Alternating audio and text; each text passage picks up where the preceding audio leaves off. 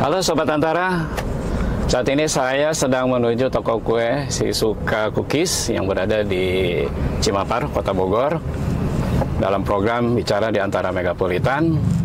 Ikutin saya. Ya, ini saya sudah sampai di toko kue Shisuka Cookies yang tepat berada di pinggir jalan, masuk sedikit dari jalan raya Cimapar sana. Yuk, ikutin terus.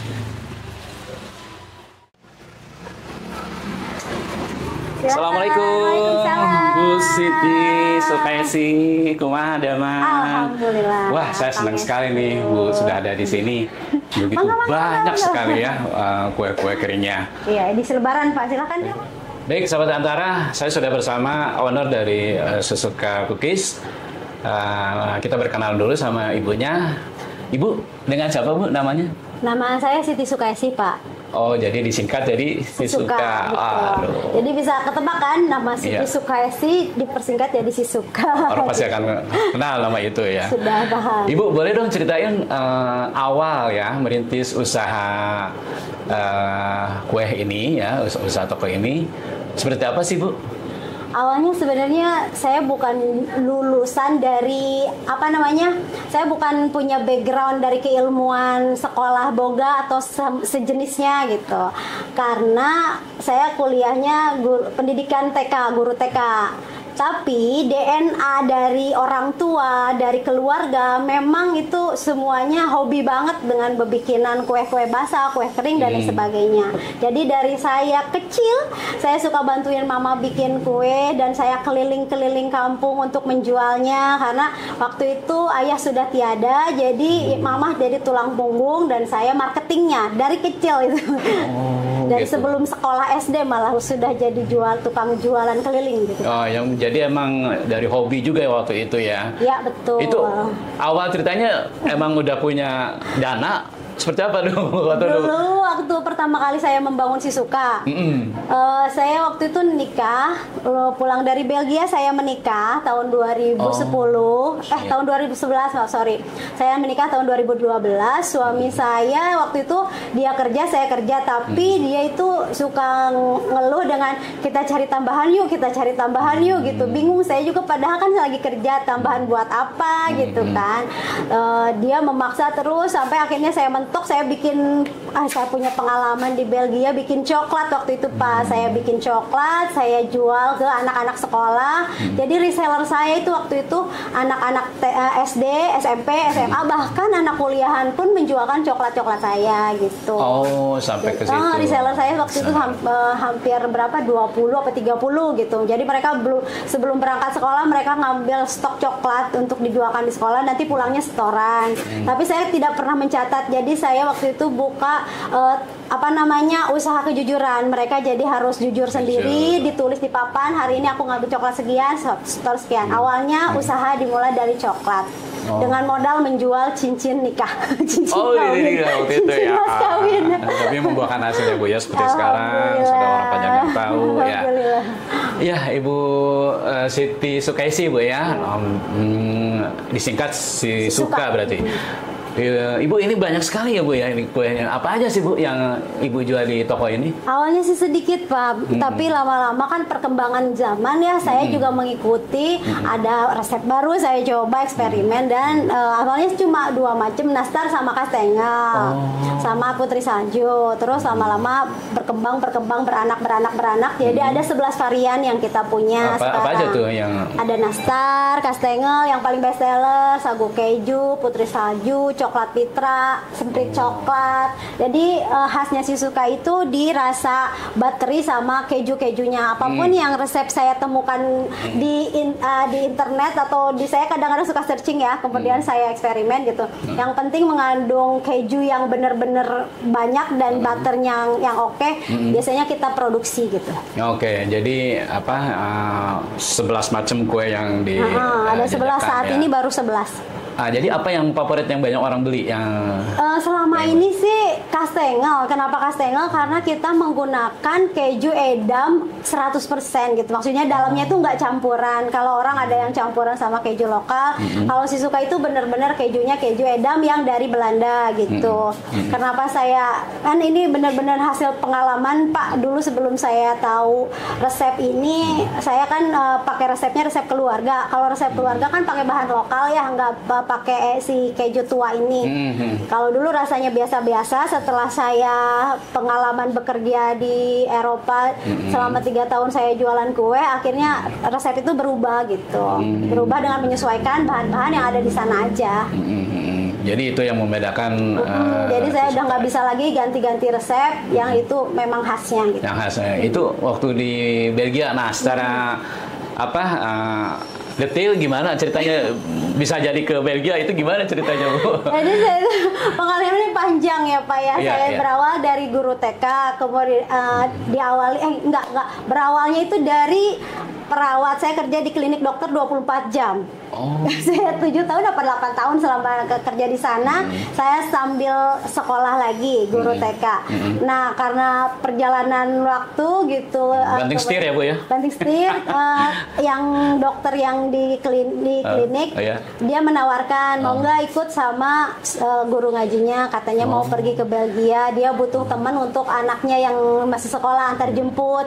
Karena saya waktu itu masih single, daripada saya disuruh nikah terus ya Pak ya. Dan akhirnya ya sudahlah gitu, saya Bismillah. Yang penting ada doa dari Mama. Semua orang tidak mengizinkan waktu itu. Ngapain jauh-jauh gitu, tapi orang tua saya mengizinkan dan mendoakan. Ya sudahlah, dengan Bismillah saya berangkat. Dan alhamdulillah karena kebaikan dari bos saya waktu itu, silahkan kamu kalau punya keahlian dikembangkan di sini gitu. Keahlian saya kan satu-satunya cuma bikin kue Pak. Jadi di sana itu saya juga sambil jualan juga, sambil kerja sambil jualan. Jadi Ibu di sana jualan ke rumah atau emang buka? Enggak, jadi stand? kalau misalkan ada ke acara-acara di kedutaan, jadi misalkan lagi ada Agustusan, kan kita tuh banyak tuh ngundang-ngundang warga Indonesia yang nikah sama ini gitu. Nah, di sana saya jualan combro. Pasti kangen kan mereka jualan combro, putu ayu, pokoknya khas-khas Indonesia.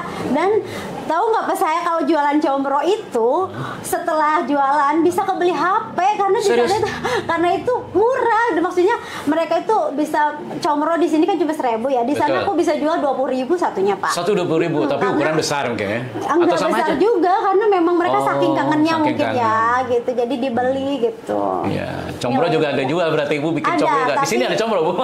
Combronya itu dari tempe di sana itu kan nggak ada oncom ya. Jadi tempe dibakar, ditumbuk, kreasi aja lah. Kalau luarnya mah kasapanya atau singkongnya mah banyak. Karena dari mana-mana ada ya, dari Cina datang, dari Afrika datang gitu. Nah, kalau Lebaran saya jualannya kue kering gitu. Itu respon di sana yang beli kue-kue Ibu itu gimana Bu? Apa emang kangen atau emang pengen lagi gitu? Kalau respon untuk orang Indonesia, kangen banget mereka itu, kangen banget. Sampai saya waktu itu jual yang ini tuh yang biasa saya jual 50.000, di sana saya bisa jual 200.000 gitu. Saking mereka itu sangat kangen sekali gitu. Cuma yang jadi uniknya itu orang bule itu kan mereka tidak mengenal lidahnya itu cuma asin dan manis gitu kan. Jadi mereka cuma asin. Nah, setelah nyobain kue putri salju, mereka itu aneh sendiri, kok di lidah saya ada asin, ada manis, ada gurih. Gitu. Apa ini, sampai bisa masuk majalah waktu itu saya. Saya pernah masuk juga ya, masuk majalah ya. Pernah 2 kali masuk tabloid di sana gitu. Pas jualan si putri salju. Jadi apa ya namanya, Snowecha apa saya lupa bahasa sananya gitu. Bahasa sana ya. Jadi memang yang mengangkat saya waktu itu si putri salju ini karena aneh. Kalau kastengel kan asin gitu. Jadi nggak aneh. Satu rasa gitu. Satu rasa. Kalau si putri salju itu aneh banget katanya gitu. Iya. Ibu nggak merasa ingin terus di sana di Belgia atau emang ada keinginan pindah ke sini gitu? Saya ada keinginan sebenarnya. Saya sampai hafal lagu kebangsaan Belgia. Oh ya? Saya hafal saking udah apa ya, saya hafal gang-gangnya, saya hafal pasarnya. Ketika orang lain ada badai salju di dalam rumah ngumpet, beda. kalau saya mah jalan-jalan ke pasar, Pak. Malah saya jalan-jalan ke pasar, keliling-keliling, menikmati. Ini kan nggak pernah saya alami sebelumnya gitu ya, keanehan-keanehan ini. Terus sampai awal-awalnya sih saya pengen menikmati gimana rasanya salju yang turun dari langit langsung ke lidah, ke mulut gitu. Alami Bu ya? Mengalami akhirnya, alhamdulillah. Alhamdulillah ya, gitu, apapun yang belum pernah alami teralami ya. Nah, itu dari Ibu disebutkan tadi ada segi harga di situ kan, di sana ya, itu satu toples di sini. Di sini harganya bervariasi tuh berapa Bu? Bervariasi. Kalau saya ini mulai dari harga 55.000. Sebenarnya kalau dibilang premium itu nggak mungkin ya, harga premium itu tidak mungkin harga 50.000. Pasti di atas 80.000 ya. Kalau saya kenapa premium? Saya menganggap pengalaman saya ini sangat premium gitu. Saya mendapatkan resep ini dengan perjuangan yang tidak mudah gitu. Kalau menurut saya, makanya ini kue premium ya, premium si suka-suka pengalaman saya gitu yang panjang gitu menurut saya. Nah, di sana kue kering di sini 50, di sana dia akan jual juga. Di sana aku waktu zaman dulu ya Pak ya, itu sekitar 15 tahun yang lalu, yang kecil itu 10 euro. Sekarang berarti 160, 170 lah ya, sekian gitu. Dengan harga terigu di sana itu cuma 1.700 per kilo. Oh ya? Iya, zaman saya dulu di sana saya 1.700, pokoknya murah banget, sen-senan, nggak nyampe euro gitu. Kalau waktu itu di Indonesia harga terigu itu saya 7 ribuan waktu saya ke Belgia. Kalau sekarang kan 12.000 ya gitu. Jadi memang di sana itu terigu murah, butter murah, keju murah, ya untungnya gede gitu. Atau ada sejenis seperti itu di sana kue di Belgia? Enggak ada mereka. Nggak ada ya, kering kayak gitu. Jarang. Ibu kalau memang ada hubungan di sana, kenapa nggak ekspor Bu? Nah, ini dia. Saya itu sekarang alhamdulillah teman-teman saya yang masih di Belgia kalau pulang ke Indonesia pasti bawa buah tangannya tuh ke sana gitu, bawa oleh-oleh, mereka bawa banyak. Nah, kemarin pas ada Bima Arya juga saya minta didoakan, mudah-mudahan suatu saat nanti saya bisa juga buka toko di sana. Amin. Gitu. Teman-teman saya masih banyak di sana sampai ayo dong ke sini jualan, nanti pasti balik modal, bisa kok buat beli tiket mah pulang pergi mah gitu. Mudah-mudahan minta didoakan. Amin. Napak tilas gitu. Oke, ya itu sahabat Antara, sedikit ya tentang si Suka Cookies ini. Menarik sekali ya perjalanan Ibu. Tadi Ibu cerita yang berkunjung ke sini Pak Wali Kota Bogor ya, Pak. Gimana ceritanya tuh Bu? Bisa itu pas zaman Covid Pak. Waktu itu pas Covid tahun pertama kalau nggak salah. Jadi kan lurah Pak Wali Kota itu bekerja ke kelurahan. Mereka beliau itu ngantor di kelurahan. Jadi waktu itu beliau pengen ke ngantor di Kelurahan Cimapar, pengen mengunjungi UKM yang ada di Kelurahan Cimapar. Datanglah ke toko si Suka. Waktu itu kan kita semuanya pakai masker dan lain sebagainya gitu. Terus saya cerita ke beliau, Bapak saya minta doa dong, saya dulu pernah kerja di Belgia, mudah-mudahan dengan followersnya Bapak yang banyak itu didoakan mudah-mudahan saya bisa punya toko di Belgia. Kemudian dijawab pas live IG-nya, kita doakan mudah-mudahan Ibu Siti Sukaisi punya toko di Belgia. Di sini pas di sini. Masya Allah, ya di sini didoakannya gitu. Di sini. Gitu. Tapi waktu itu belum ada toko, ini pun belum ada Pak. Jadi ini belum nyampe 3 tahun ini toko ini. Jadi pas 3 bulan kemudian Allah mengabulkan ini kamar saya disulap jadi toko. Asalnya kamar tidur saya kamar gitu. Pas saya ketemu lagi sama Bapak Bima Arya, saya sampaikan, Bapak masih ingat gak pas saya yang minta didoakan punya toko di Belgia? Alhamdulillah Allah kabulkan, tapi di Bogor. Sampaikan lagi ya hasilnya. Sampaikan lagi. Doa beliau gitu ya. Gitu, gak apa-apa. Proses nanti juga insya Allah dikabulkan katanya gitu.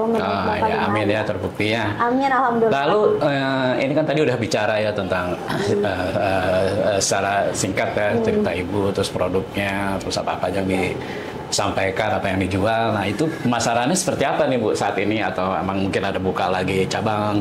Awalnya ya pas awal mula merintis saya door to door.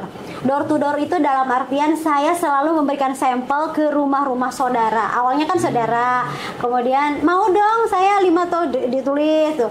Oh, alhamdulillah rekor nih hari ini tahun ini 2 lusin, tahun berikutnya naik jadi 4 lusin. Tapi saya itu selalu harus menggunakan tester. Kalau misalkan nanti mereka mau yang mana, saya mau yang ini aja gitu. Sampai sekarang pun saya kekuatannya ada di tester gitu. Itu sudah di sini di luar Bogor atau ada juga? Di sini kalau di luar Bogor kita kadang-kadang ada, kalau ada yang minta dikirim ya kayak saya kirim. Kadang-kadang saya jual juga ini pakai tester gitu. Kalau untuk di mall-mall atau misalkan di bazar-bazar pun saya selalu harus open tester gitu. Yang penting mah saya pengen kenalan doang, silahkan gitu. Mau suka alhamdulillah, enggak juga nggak apa-apa, nggak masalah gitu. Saya cuma pengen kenalan aja gitu. Yang awalnya door to door kan lama-lama dari mulut ke mulut gitu. Jadi alhamdulillah tambah banyak. Apalagi sekarang zamannya kan multimedia ya, jadi canggih. Bikin status aja udah langsung orang mana-mana lihat di Facebook. Kita main Facebook juga semuanya ngelihat, seluruh Indonesia bahkan seluruh dunia pada lihat gitu. Jadi yang kemarin ada yang saya disuruh kakak saya yang di Amerika buat beli kue Shizuka. Kok bisa? Jadi dia itu lihat IG, lihat TikTok gitu. Jadi mereka itu memang kekuatan multimedia luar biasa saat ini ya. Diawali dari door to door. Untuk merintisnya itu door to door. Terus saat ini buka cabang di Bogor? Kalau untuk Shizuka itu bisa didapatkan hanya di Botani Square atau Botani Square ada ya? Ada di Botani Square. Kita udah 6 tahun apa 7 tahun saya lupa. Sama di sini di rumah produksi gitu. Produksi di Botani Square di lantai berapa, Bu? Lantai P2 di bawah ATM BCA pas turunan Galeri UMKM. Di situ kita gabung sama UMKM Sebogor. Nah, bagi sahabat Antara yang mungkin ke arahnya jauh dari sini, cukup di Botani Square di Bogor bisa didapatkan produk Shizuka Cookies ini. Gitu. Nah, terus selain itu kan pemasaran mulai online. Boleh disebutin, Bu, nama media sosialnya? Online-nya saya baru nyoba di Shopee sih. Di Shopee aja. Shopee itu nama tokonya toko Shizuka. Nanti kalau misalkan mau beli lewat Shopee bisa gitu. Kalau Shopee kan keunggulannya itu gratis ongkir ya, jadi nggak usah pakai ongkir gitu. Jadi ya cuma resikonya kalau misalkan online itu ya hancur di perjalanan kan, ini namanya juga dari tepung ya, gitu. Betul. Harus dibelai-belai gitu. Kalau misal Mbak gadis yang jangan sentuh ya. Kayak perawan ting-ting gimana gitu ya. Seringnya saya dapat kasus begini, Pak. Jadi saya hancur di pengiriman kayak yang jauh-jauh ya, ke Sulawesi, ke Kalimantan, kemana gitu kan hancur. Sampai mereka, "Teh, tahu nggak aku makan kastengel kamu tuh pakai sendok loh, Teh. Tapi aku mau repeat order loh, nggak kapok loh, Teh." Dia cerita gitu. Nastar pun disendokin. Mereka dengan bangganya, "Ini nastar enak, ini aku sendokin nggak apa-apa, aku pengen beli lagi." gitu. Jadi alhamdulillah sih nggak pada kapok ya, mereka malah repeat order jauh-jauh gitu. dari sini tetap dia makan gitu. Tetap dimakan. Repeat order lagi. Karena kan rasanya sama, meskipun hancur, meskipun utuh kan sama, bahannya sama, nggak berubah gitu. Oke. Terus pernah bikin live TikTok atau saya sebenarnya nggak pernah, Pak, nggak ngerti. Saya gaptek orangnya. Dan saya bukan bangga ya. Saya memang orangnya cenderung tidak suka mungkin malu-malu ngomong harus ngoceh apa, tapi harus bareng-bareng. Kalau bareng-bareng sih pernah saya sama karyawan misalkan sesekali gitu. Betul. Kalau ada saya memang dia kan ahli TikTok, dia kadang-kadang dia yang live-nya itu gitu. yang Kalau sayanya sih enggak. Kalau sayanya sih enggak. Kalau misalnya sahabat Antara yang kepo nih nanyain, itu di IG-nya apa sih namanya, Bu, atau TikTok? IG-nya @shizuka.cookies, shizuka.cookies gitu. Nanti pasti ketemu yang hitam bermahkota paling atas. Oh iya, itu betul. Logonya mahkota yang warna hitam ya. Warna hitam. Baik, Bu Siti, ini dalam Ramadan ini nih ya, kan banyak nih pesanan nih dari mana-mana dan dibeli.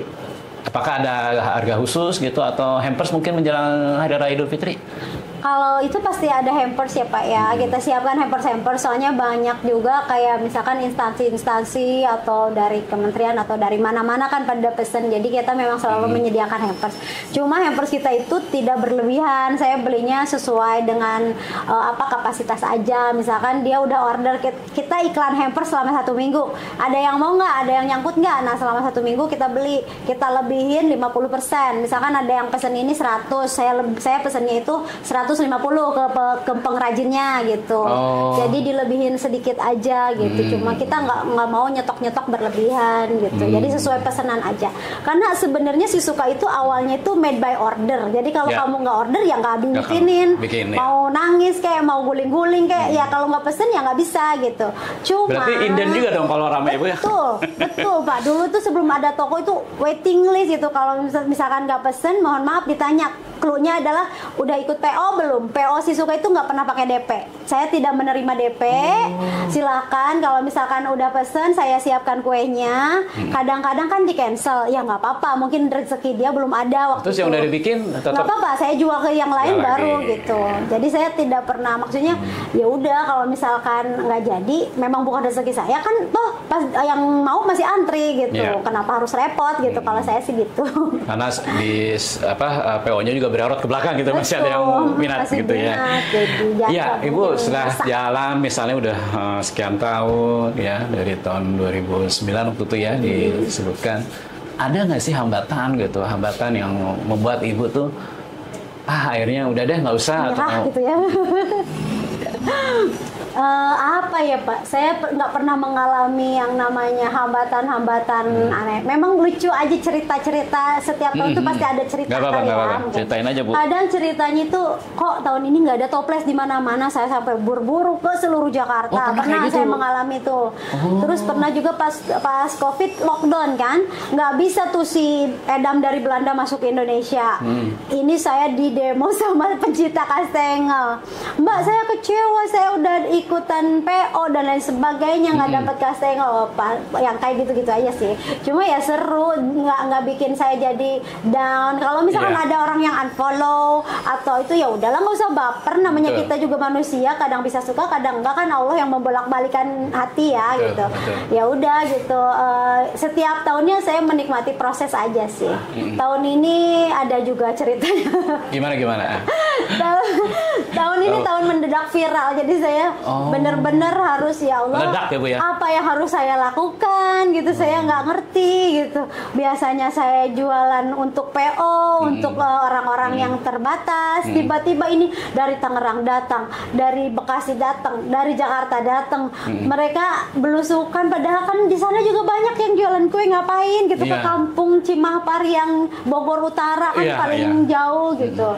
Ya itulah kekuatan multimedia. Tapi saya memang harus belajarnya cepat gitu. Jadi nggak bisa santai gitu, nggak bisa aduh lumayan sih. Jadi untuk kedepannya harus evaluasi apa nih, karena kan kalau sudah kenal biasanya kalau sudah suka itu tidak akan bisa lepas ya, nggak bisa berpaling ke lain hati. Betul. Itu untuk kue itu seperti itu ya. Ini kan selain kue kering ya Ibu yang utama itu ada yang kue-kue lain ya, seperti ada cemilan-cemilan lainnya, camilan basreng. Iya betul. Ini bikin sendiri juga ya Bu ya?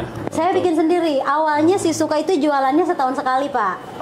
Jadi saya jualannya cuma seasonal ya. Jadi kalau event puasa baru saya jualan kue kering. Tetapi setelah saya gabung bersama komunitas pengusaha tangan di atas, ada komunitas yang pengusaha di seluruh Indonesia ada.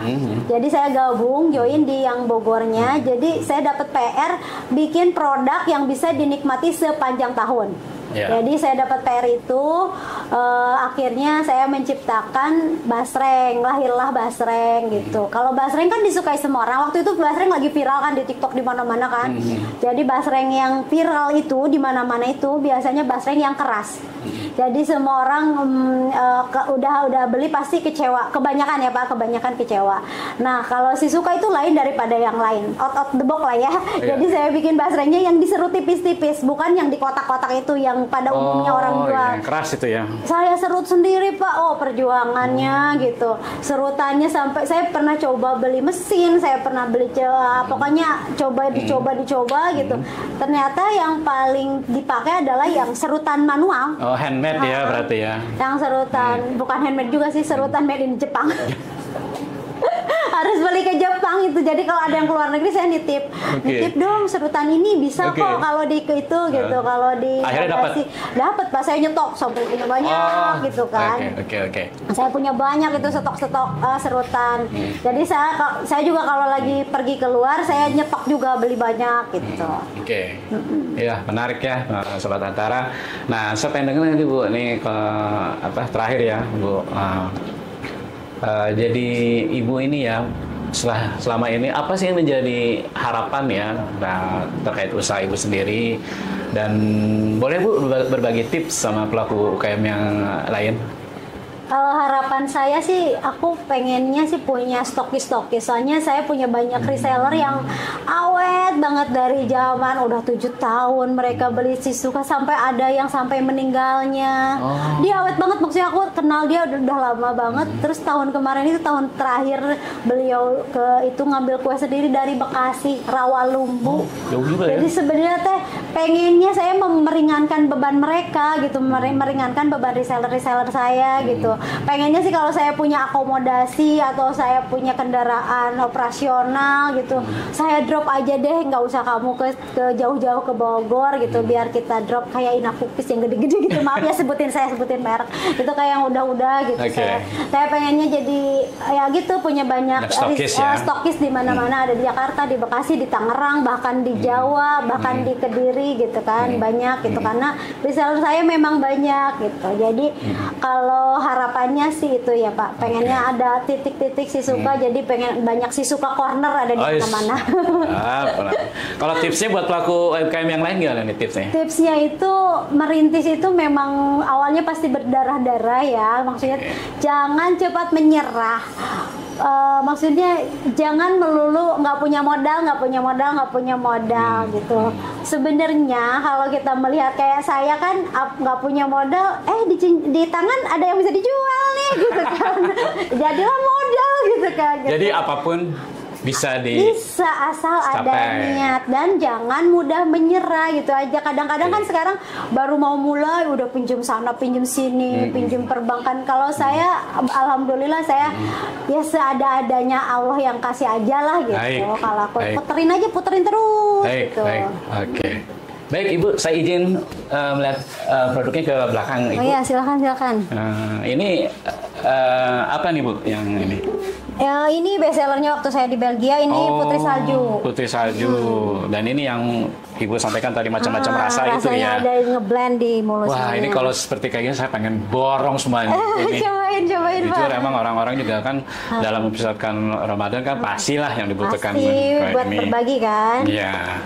Baik Ibu, terima kasih Ibu ya atas sampaikannya. Semoga Ibu sukses dengan bisnisnya, apa yang dicecah-cecahkan